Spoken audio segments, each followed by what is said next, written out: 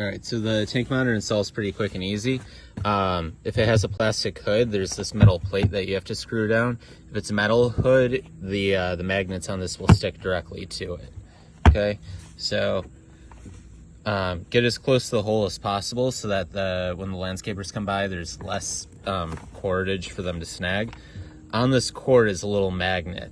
I'm not going to do it, but you hold this magnet onto the magnet icon for 3 seconds. It lights up in blue, then flashes a couple of times, and then starts booting up. Same process to turn it off. You hold it until it turns red.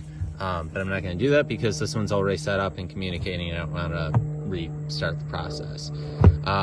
It hooks up to the cell network, so you don't have to pair it to the Wi-Fi. You just have to give it a couple of seconds until the indicator lights move through. Battery, cell, and I guess that's tank. The tank monitor installs onto the gauge here. Let's focus on the wrong thing. But you know what this looks like. Normally this little plastic plug is in here. You just pop that off, slide this one in, it locks in. It's pretty snug. I'm just kind of leaving the cord long so that nobody snags it on anything.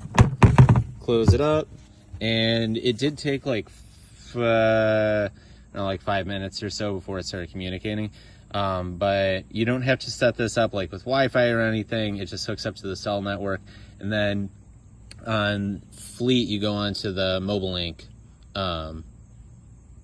customer account page and go to the add tank, and number that you're adding is that top set of well, I guess it's mostly letters, CVJJ. That's the number that you need to link this. And that's about it. Pretty quick and easy.